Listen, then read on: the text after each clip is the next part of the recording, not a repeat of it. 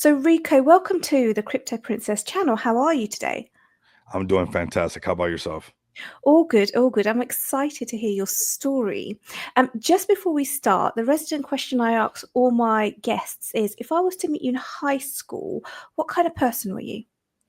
Yeah, I would definitely say that I was still like today, very ambition and very driven, but also a lot of fun and a little bit wild, to be honest with you. I just like to have a lot of fun and but getting things done at the same time. Awesome. Okay, so just before we start your crypto journey, because I know you started crypto in 2017, what were you doing before that? Were you into motorcycles and racing and things like that? Yeah, absolutely. Actually, before I started trading and working from home full time, that's all I was doing was riding motorcycles. I rode a motorcycle from Chicago to Arizona, and it kind of made me a little kumbaya and made me chase all the mountain peaks in Arizona. So all the cool spots to go to before really crypto took me completely over was, just enjoying Arizona for all that it's got and having fun on motorcycles on all these mountain peaks. Awesome, awesome. Okay, let's talk about 2017 now. This is where you entered into crypto. How did you discover crypto? Well, I actually bought some and forgot about it. And yeah, I know. I bought some because I heard about it and I forgot about it. 2017 comes around and everybody's saying Bitcoin's pumping, Bitcoin's going high.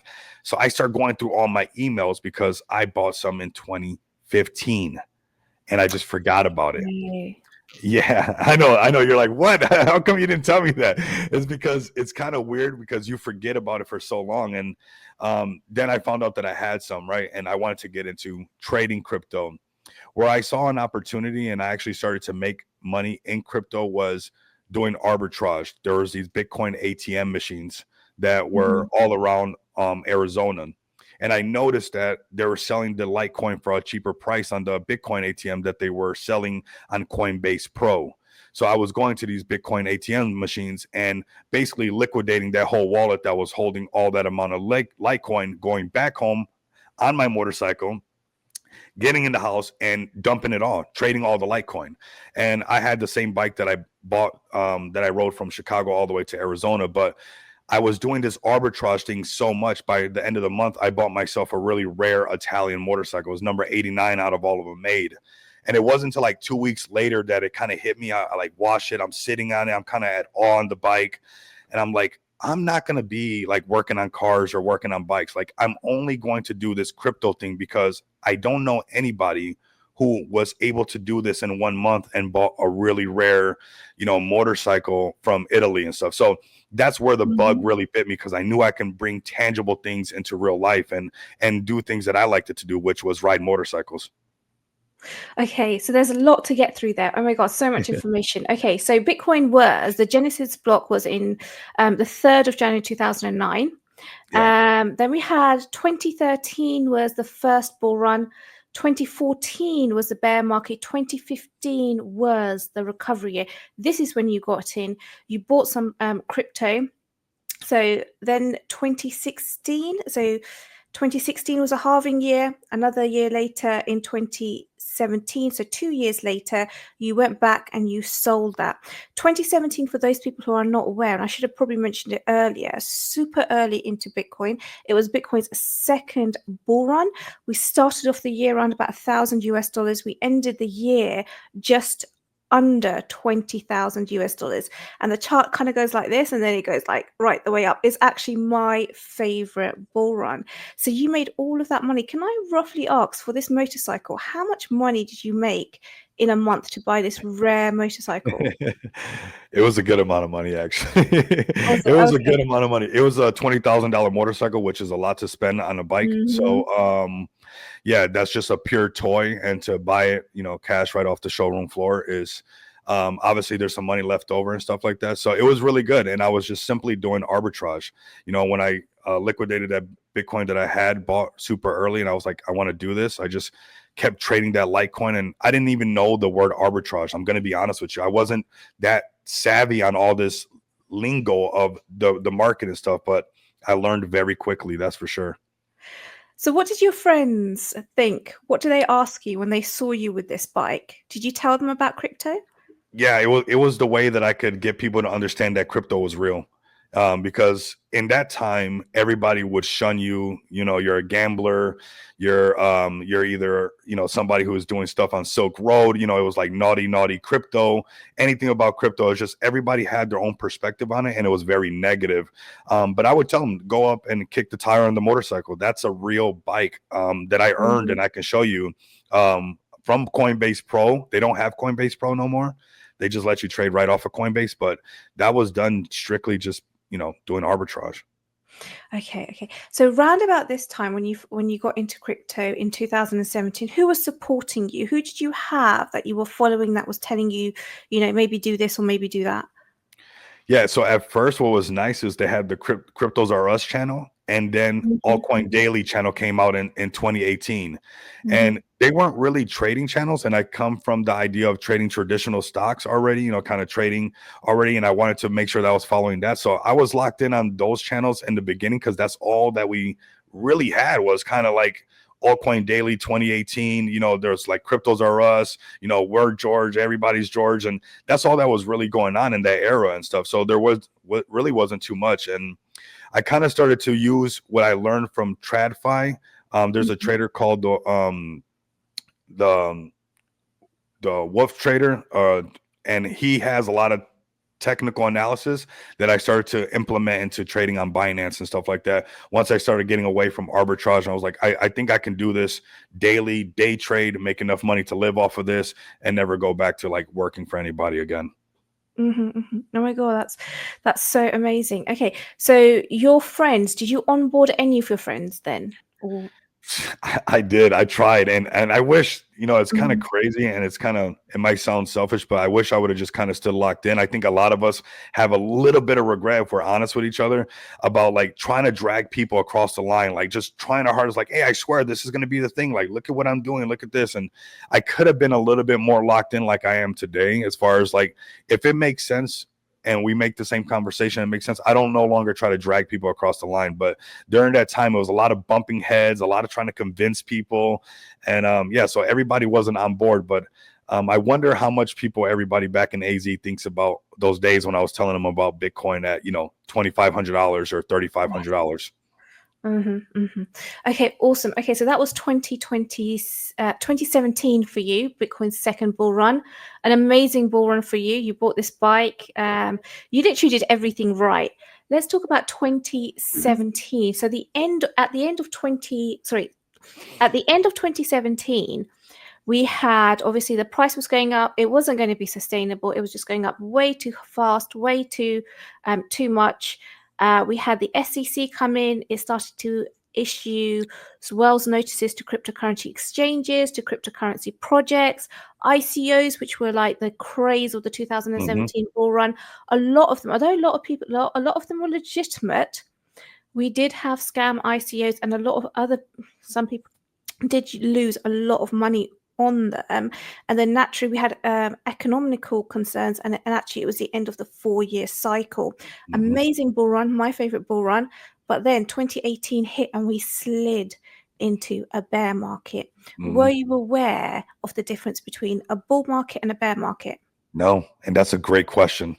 That's probably one of the that's probably one of the best questions so far because honestly, you have to be willing to learn. You're so caught up in the euphoric moment when it's rallying up that you don't even know that this is a very seasonal thing. You almost got to get in tune with everything, right? You start to figure out that everything has seasons, right? Because you get so caught up in the moment and you know that it's going up. And no, that was one of my first reality checks. And just like a lot of times in life, I didn't learn from that first, you know, bear market. You know, it wasn't to Mhm. this last one that I really said never again. And we'll get to that when we make it to that point of the, you know, the stream or whatnot. But yeah, that bear market was kind of that first lesson. But because I did so good, because I got in so early, I did a lot of this learn to earn. I actually accumulated enough money to make it look like I knew what I was doing through the bear market, right? Because you know, sometimes you get a little bit lucky, right? Sometimes you do. Like, I was so thrilled. I was like, man, I could buy another motorcycle. I could buy another motor. So I had this drive of just at one point I had 15 motorcycles and enough cash to last me during that bear market. And then we have like COVID and these things starting to come to life. And which I actually made enough, and I think, you know, everything, whatever you guys believe in, it's all good. But that I was able to cruise through that point in my life because of what I got done through 2017 and kind of 2018 and stuff, because it made me cruise to the bear market. I was bummed out that I wasn't making the same money, but I kind of got to make it a little bit okay. This last bear market was the rough one. So for those people who are unaware, when we have a bull market, we always hit this euphoria phase. And what happens is that investors, they just get so euphoric that they forget to take profits and they round trip their bags. And with traders, because they're winning all the time, what we kind of see with traders is that they lower their risk management and then they get burnt. So you will often see a trader lose all of his gains in a bear market. Just very quickly, you touched upon having 15 motorcycles. Was that a business or was that just a collection? Yeah, that's what I did. I kind of started, it was kind of just like for fun that I could ride bikes and flip them at the same time. And things were going really good. And I wanted to make something come out of this cryptocurrency, which I was doing. I'll be honest with you, it was nothing like doing something kind of crazy, or it was basically just a fun hobby. And, you know, if I sold some motorcycles, it was fine. It wasn't nothing, but it worked out for me because during the bear market, because I had that money locked up in the motorcycles, I can liquidate some of the bikes that were no longer riding. So it worked out really well because a lot of these were really rare bikes that held their value, even though there was like a bear market in crypto that didn't affect the value of these bikes and stuff. So it was like I kind of looked out for my future self in a weird way by having taken the money out and buying a lot of these motorcycles that I could then later on sell. That's amazing. That's awesome. Okay, let's look at, so that was 2018, the bear market. 2019 was a recovery year. 2020, a lot happened in 2020. Let's go to 2020. First up, 2020 was a halving year. So naturally, that means that 2021 was going to be the bull run, and we'll get to that. But also in 2020, the pandemic hit. In March 2020, we had one of the worst corrections in Bitcoin's history, where we went from 9,200 US dollars to 3,800 US dollars. It was over a 60% correction. People were dying everywhere. People were losing their jobs. There was a lot of uncertainty. There was lockdowns. Nobody really knew what was going to happen in the future. What were you doing in 2020? I presume from what you were saying, you were still trading. Yes. But what was 2020 like as a whole for you? Yeah, and I don't want nobody to be mad because I actually, because of doing so good, I got to spend a lot of time on the ranch during that time. You know, I had got a horse as well. I went crazy, crypto princess. You know, I did really good, so I wanted to have a lot of fun. And I come from like really rough beginnings, humble beginnings, I guess I could say, growing up in the Midwest, where like it was my first time touching a good amount of money. So I had my bikes. The COVID thing hit. I didn't want to get locked down, so I got a really good deal on a horse. And I always spent a lot of time on the ranch during that whole period, trading, getting on my motorcycle, working on myself. Like since I've been in crypto, I've been working on Rico more than anything else in my life. Honestly, I've been just learning myself more and more in weird little times. And it almost feels kind of crazy to say that I spent COVID kind of like on a ranch and with this horse, but it was a really good experience because it let me just focus on myself and stay focused on crypto. There was moments where obviously I had to realize that, but because I was already working from home because of crypto, I was already trading every single day. I was separating myself from a lot of that stuff so I can stay focused and get ready for this next run that I knew that, you know, evidently was going to happen. Okay, no, awesome. Right, okay, so that was 2020. We had obviously from March 2020, we did a U-shaped recovery, and then we went into 2021, the bull market. Now, before we touch upon crypto, before we touch upon the 2021 bull market, I know you had a motorcycle accident in 2021. Can you tell us what happened? Yeah, absolutely. So like we said in the beginning of the stream or at the beginning of the video, you know, I was already in crypto, having fun, being relatively successful, you know, doing really good. But I was doing a lot of that stuff for myself, I didn't tell nobody. You know, it's not that I was being selfish with the information. I was just caught up in myself and like, man, I'm making it. You know, I'm enjoying myself. I see this reality coming. I'm working so hard. And then I get a reality check in 2021. I have a, you know, really good motorcycle accident that I wake up, you know, days later, strapped to a bed, mouth wired shut, being fed through my nose. And you got that like, boom, kind of like, whoa, what's going on? And honestly, the first thing that I kind of was feeling was like this desperation to like get back to everything. Like you almost want to get back. You're just like in this shock or whatnot. And I moved to Vegas from Arizona because my friend that I grew up with was living here. And I came here to Vegas to hang out with him and kind of rehabilitate myself because I trusted to be around him since I was, you know, 11 years old. I've known him my whole life, basically.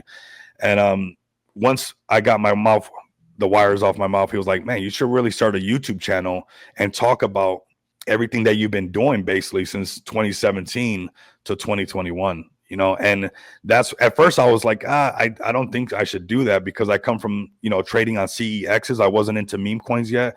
You know, I made a lot of money arbitrage, doing arbitrage on Litecoin. So I was like, if it wasn't on a CEX or if it wasn't on Coinbase, I didn't want to hear it at all. And he's like telling me, start a YouTube channel, go to poolcoin.io, talk about meme coins. And I was like, bro, no, it's like they have nothing. But here we are, 2025. I got my own YouTube channel.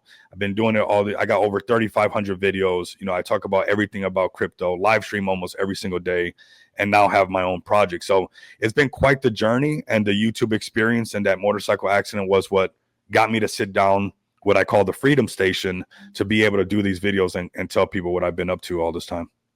Okay. Just a couple of things. You're in America. So do you have to pay? Do you have to pay for your healthcare? Yeah, you have to. Yeah, you got to Did pay that here. come out of crypto or was it Yeah, something else? yeah, Okay. for sure. Yeah. Okay. And then also around about this time, you did also have a girlfriend who wasn't too didn't really like crypto. Tell me about your relationship with her and what happened. Yeah, I think a lot of people actually feel this in this space. You know, when it comes to, you know, this cryptocurrency market, it is a bit time consuming, and you know, not everybody wants to hear this. And you know, I think we've met people before this cryptocurrency explosion, right? We met people even like before the COVID thing happened, and these were conversations that we've never really had with people that we, you know, initially fell in love with or whatnot like that, right? So now there's this new aspect, this new element to the way that you're acting, the way that you're behaving. So it really changes like the variables. And still to this day, I can't let it go. You know, I'm still grinding nonstop. And now I'm still here in crypto, and I'm actually glad. I wish nothing bad on anybody. I love everybody. I want people to do nothing but the best.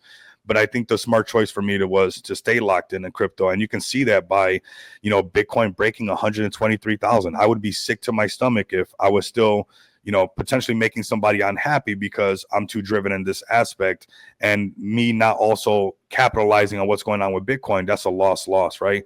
At least, you know, cutting your losses with whatever's going on in your life might be better for you to, you know, achieve what you want to do actually with your goals. So yeah, I actually hear about this quite a bit. It's actually a conversation that comes up. You know, I like the spaces sometimes that talk about mental health. I think sometimes we're always talking about, you know, the pump on the chart or the dip on the chart, and we forget that we're real people. You know, we try to talk about IRL, but this is IRL. I'm spending my real time with the crypto princess talking about real life events, right? So, you know, this is real life, and I think we should take it really serious. So I'm glad that we open up these conversations to talk, because I think there's other people that can relate to, you know, how driven maybe one person is over the other as far as crypto, and how it can become a wedge between, you know, two couples or, you know, a party. Okay, let's have a look. Let's go back to your YouTube channel and the crypto cycle, the crypto bull run. So 2021 was crypto's third bull run. 2019 was a halving year. 2020 was a halving year. 2021 was a bull run. We started off the year around about $30,000, and we literally went straight up to April 2021, where we hit a local high of $64,000. That's when the China FUD hit, and Bitcoin fell, and it ranged at about 30,000. So it fell 50%. It ranged at 30,000 for a good couple of months. Yeah. Bitcoins were taken off the exchanges, and because of the supply shock, Bitcoin then made its actual all-time high in November 2021 at 69,000 US dollars. Then again, the SEC came in, issuing Wells notices. Again, there was economical concerns, and naturally, it was the end of the 4-year cycle. 2021 was perhaps the most difficult bull run that we faced. What was your experience like? Bearing in mind you had to navigate the double top, and you also had the YouTube channel, so you were doing all of this publicly as well. Yeah, that bull run was so much fun, but the bear market was the hardest part because I got lost in the sauce. You didn't want it to come down. I thought it was 100K Bitcoin that time. I really didn't understand what was going on, and I made a lot of money in NFTs. I made a lot of money just trading crypto. It was actually a lot of fun. And that was actually the bear market that followed after that one was the one that hurt the most because I had so much fun. And now I'm so invested into crypto. Now I'm a YouTuber. Now I'm talking about it. So now it's like my whole life now. So now it's hitting way different than some guy just having part-time fun on his bike and doing crypto at the same time, right? I'm way more invested into it. And it was another reality check during that bear market. But that bull run, I got to get into a lot of projects very early, a lot of projects that went into billions of dollar market cap. So we did really good. I also learned what it felt like to round trip a bag. I think a lot of us did during that bull run. I think that was the reality check of that one was, hey, I can't believe I was in a project that went all the way up to something $1 billion market cap. And I didn't take the right amount of profits off because we had such a rough bear market that it made you look back at every little mistake that you did during the bull run, that you were so caught up in that hype. You were so caught up in that, that excitement that when you look back during the bear market, you're like, I was in that project from, tens of $1 million market cap. It went into, billions of market cap. We had life-changing money right there, but you wanted it to say $1 million instead of not taking the 800 and whatever something $1,000. It's like, so it was a big lesson right there. So you were also doing your YouTube channel. What went into planning an episode? Well, actually, what went into planning an episode was finding communities that were hype because it was like growing the channel was very hard. It was extremely difficult at first. It was so hard, and it was like just reaching in the dark. And it was like, granted, it was nice that I was already making money trading, so I didn't have to rely on the YouTube thing. So it was just out of passion that allowed me to do it. So I was just trying to find communities, honestly, that was really rocking because in that time of that bull run, the XRP people had their XRP person that they watched. The Shiba Inu people had the Shiba Inu person that they watched. And they were so loyal. It was very tribalistic the last bull run. It was more tribalistic than, it was very WAGMI this time around, this bull run. We're all going to make it. It's like we learned our lesson because the last one, even the influencers, I remember trying to make a video for some projects and they're like, you're not so-and-so. I'm like, oh, sorry. I didn't know that you guys were that loyal where I can't even make a video. So I found the Feg token community. I was at like 3,500 subscribers, and they really took it off because they started going to the hundreds of $1 million market cap, and they hit an all-time high of like 4-point-something billion dollar-market cap overall. So that excitement and that community being so vast and around the world, it really grew the channel to over 10K. We're at like 18,000 subscribers now, but I was just searching for communities that would accept the channel, and so we can grow the channel so we can reach more people. Okay, awesome. So you had a good 2021, and then obviously the bear market hit. So naturally what happens is the bear market hits after the bull year. And again, I've just explained it, that when you're a trader, because you're winning, everybody's in euphoria, the herd is there, everyone's here, your next door neighbor's cat's buying crypto. You think it's never going to go down. It just comes to a point where it becomes like, oh my God, it's going to be a super cycle. There's nothing that can bring this down. And then what traders tend to do is they tend to lower their risk management. And because of that, a lot of traders, unfortunately, blow whatever they've made in the bull market, they blow it in the bear market. In the bear market, we have a lot of black swan events. Even a lot of large projects went literally to zero, what seemed like overnight. We had FTX, we had Voyager, we had Luna, we had Celsius, 3 Hours Capital, all the rest of it. Mhm. And a lot of the times, these were actually black swan events. Although some people were like, yeah, actually, I predicted that, and the other. Nobody predicted everything. In the bear market, at the bottom of the bear market, November 2022, we hit around about 50. It went down to $15,000 When it got to November, and it was the bear market bottom, what were you doing? Were you buying, selling? Were you trading? Yeah, I was loading up, I was trading as well, and I was starting to gear up the project that I launched, XPX, because the bear market was where I realized that I made, not only did I make money during the bull run, but I helped so many projects as a YouTuber gain so much traction, and then they just disappeared. A lot of those projects, even some that hit billion-dollar market caps, they are gone. And I was like, wow, I was so caught up in the hype that I didn't even build nothing for myself when you can build something. And when I was standing in Las Vegas Boulevard, I saw that even though a bear market, Las Vegas still has Lamborghinis. Las Vegas still has Ferraris.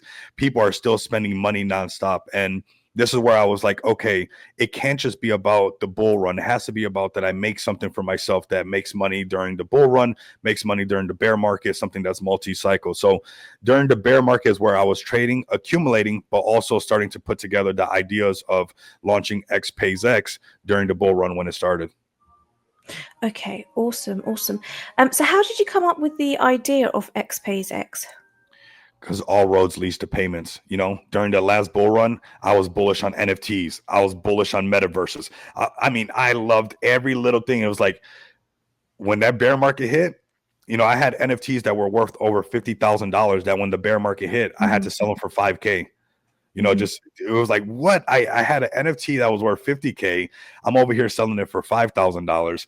And none of this NFT stuff is even making sense right now during the bear market. But red market, green market, you have to put gas in your car. Red market, green market, you have to pay your bills no matter what. And when you look at the Satoshi Nakamoto paper, it's an electronic peer-to-peer cash system that was supposed to be designed. So I wanted to make a project that would protect my subscribers and stick to the idea and the fundamentals of what blockchain was always meant to be. Because if blockchain was going to work, it was most likely going to work around the initial idea of its inception of a payment gateway. So that's when I focused mainly on that, because I lost hope in a lot of other stuff, right? I want to focus on this. So how did you go from having the idea in your head to actually having a product? Yeah, an amazing team. Shout out to Ali, shout out to David, shout out to Marlon, coming together, putting all this stuff on paper.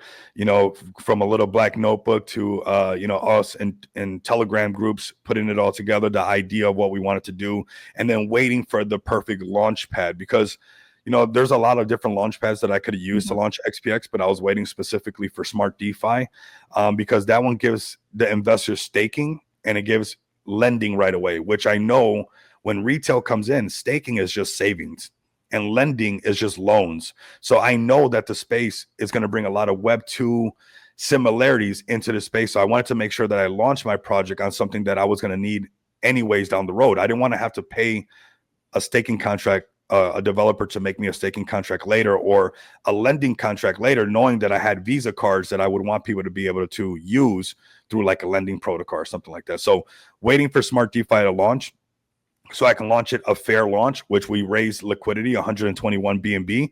We did a fair launch. So there was no private sale or nothing like that. It was just a fair launch where everybody, the minute it went live, they can buy, just like I did. I bought right at the launch as well. And we could actually launch this thing and be successful. So right from the gate, we started with the project, having staking, with the project having lending. And those things were important because passive income, if you want to last in this cycle, you want to have some sort of passive income. So that's how we got to launching it on Smart DeFi. And what date did you launch? It was that in 2023. 2024. It was 2024, June 19, 2024. Okay, awesome. Let's talk about 2024, because 2023, I suppose you were busy with the project, because it does take a lot of time. These things, they do take a lot of time, a lot of expertise. So let's talk about 2024 now. Last year, really good year for Bitcoin. We started off the year, I don't know, 30 something thousand. I can't remember now. And then we made an all-time high. Sorry, it was a halving year. We made the all-time high before the halving. And then we made the actual all-time high in December where it hit 108,000 US dollars. We hit and we broke the 100,000 level.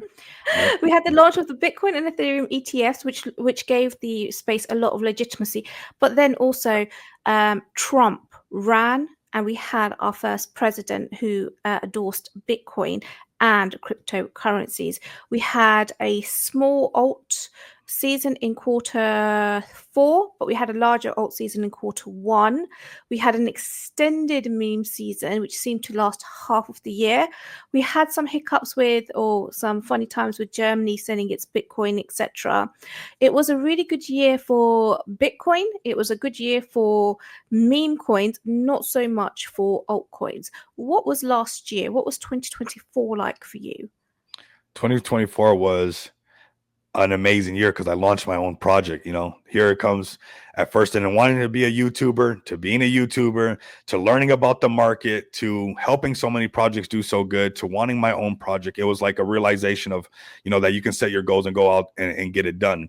And at the perfect time when the market was hot. Now, I did launch a utility coin in meme coin cycle, but I love meme coins. If not for meme coins, I believe that the cryptocurrency market would still be trying to chisel out a wheel to get this thing rolling, because meme coins bring in the hype. If you try to tell everybody about the tech too much, you can have somebody run away. So people want to get in on Doji coin. That's what they say, right? And so 2024 was just building XPX in a meme coin cycle, but still having fun with meme coins, because obviously I'm a YouTuber and staying, with my fingers on the pulse of cryptocurrency, but really just knowing that I was really at the right place at the right time with, where the market was heading with the ETFs. I wasn't wrong about, staying locked in, 16, 18 hours a day, sometimes longer than that, for everything that I was doing for not only XPX, but for also my YouTube channel and for all my subscribers, for them not to miss out on this historic moment that's actually happening right now with, BTC breaking, 123, which is a lot higher than a lot of people even thought it would ever do. So for those people who are unaware, we have Bitcoin, then we have altcoins, and we have meme coins. An altcoin is a utility coin. A utility coin needs a lot of money. It needs a lot of expertise. You might need premises. You might not need premises, but it takes a lot of time, money to develop an altcoin, a lot of expertise, and it has utility. A meme coin is just literally a piece of code on the blockchain with a JPEG. Memes don't really need, most of them don't actually have any utility. Some of them do, most of them don't have any utility. Tell me a little bit more about the meme coins that you were trading. Meme coins are notoriously difficult to trade because there's not so much history behind them, whereas Bitcoin, you can go back 16 years. Meme coins, you don't have that data, and also picking the right meme coin is very difficult. So what has your experience been with meme coins? They're great. I mean, you can make a lot of money or you can lose a lot of money, right? That's just how it is, right?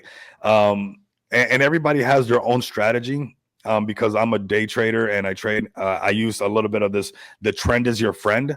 So I did really good at the end of the last year, or 2024, with even like the polyfi stuff, because I just kind of knew that was the meta. And whenever the meta changes, I'm not so rigid to be concrete on how it's evolving, because the trend is my friend, not just on candlesticks on the chart, but whatever the narrative is. I don't care. If it's cats, then it's cats. If it's dogs, then it's dogs, and, I got really early in on a lot of the polyfi tokens and actually called it when it was over. I said, after elections, you can forget about that. Then we saw the Matt Fury plays really start to take off, right? And I didn't get the Matt Fury plays. I actually didn't even know that Pepe was an original Matt Fury play, even when I was talking about it back in the day during the bear market, because Pepe kind of sparked up the bear market into a bull run. It was one of the first things that kind of started pumping. So just, I think for people that are looking for getting into meme coins, what is the current trend? What is the current meta? What is the freshest thing? And you'll see that, sometimes, unfortunately, they don't last that very long, but there's an opportunity for you to actually print if you can get in early on whatever the next meta is, and you're not holding on to the last narrative, right? We had the AI narrative. I did great on that. I didn't hold on to that narrative. The minute it switched to Polyfi, boom. Okay, cool. Is Matt Fury? Fine. Is dogs? Okay, then we're talking about dogs, right? And I think when you can stay flexible in the market is when you're going to do the best. And you can do that because you're full-time into crypto and you're full-time into YouTube. So well done. Yeah, no, that's amazing. Okay, so that was last year, an absolutely amazing year for you. Let's talk about this year. So we've had the Bitcoin Strategic Reserve implemented. We've had a lot of legitimacy added to the cryptocurrency space. A lot of people in America, in the government, they're all pro-crypto, pro-Bitcoin. We have the Made in America utility coins. We have so much country nationwide adoption. We have institutions coming in around about every day. We have one new public company loading Bitcoin onto its balance sheet, its treasury. We have so much hype. We have so much adoption of Bitcoin and a lot of the other altcoins, especially the Made in America coins. It has been a good year for crypto. We haven't yet seen the euphoria phase, and we haven't seen the blow off top, not just yet. But how has 2025 been for you so far? 2025 has been pretty amazing.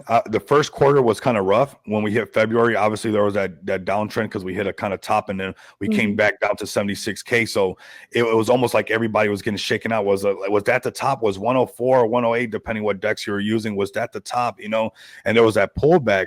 But once it started to turn around, it was like it was all game on. For me, what's special about kind of 2024 and 2025 actually, and more 2025, is the adoption that you're talking about. I can't call this a bull run when it's doing things that the other ones didn't do. I honestly believe that we're in a super cycle and we're in the eye of the hurricane and we can't tell because it's just different. When you go back and you look at when gold became an ETF, it ran up for 8 years straight. That is really close to 2 Bitcoin halvings. Now, considering that Bitcoin just became an ETF, if it ran up for 8 years straight, you can call me crazy if you want. I would consider that essentially a super cycle. Every other bull run was a bull run.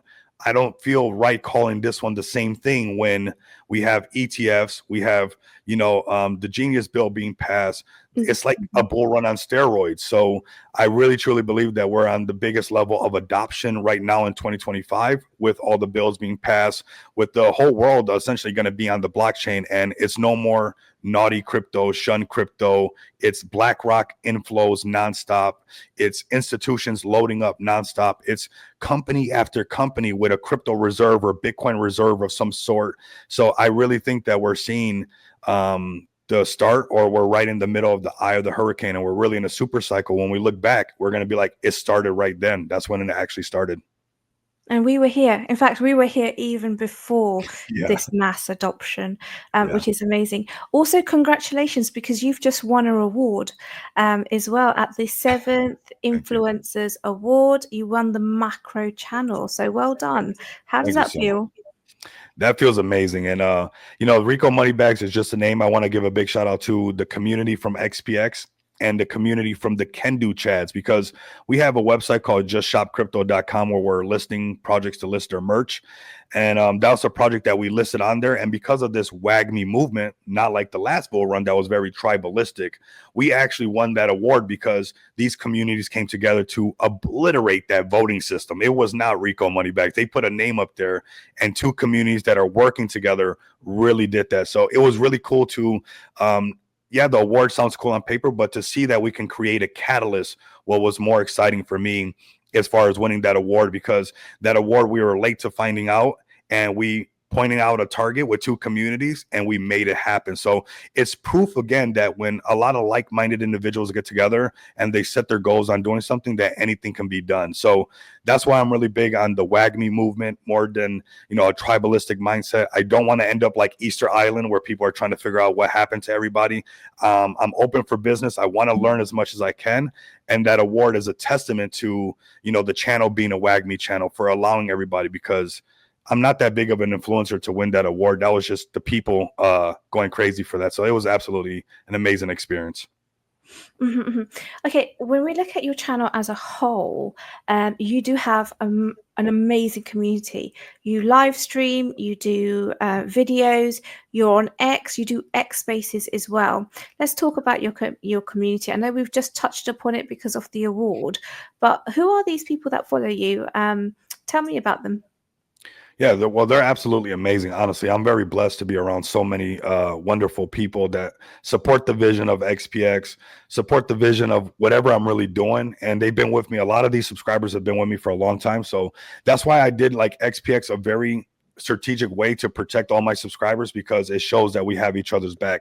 I would not be where I'm at right now if it was not for them. We wouldn't be winning the awards. We wouldn't have over 6 figures in paid orders through our pay portal. We wouldn't have the exposure that we have.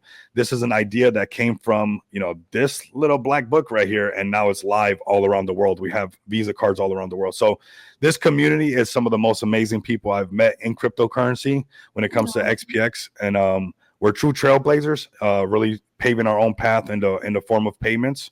We're here for everybody, whether you're a meme coin, an individual, or a business.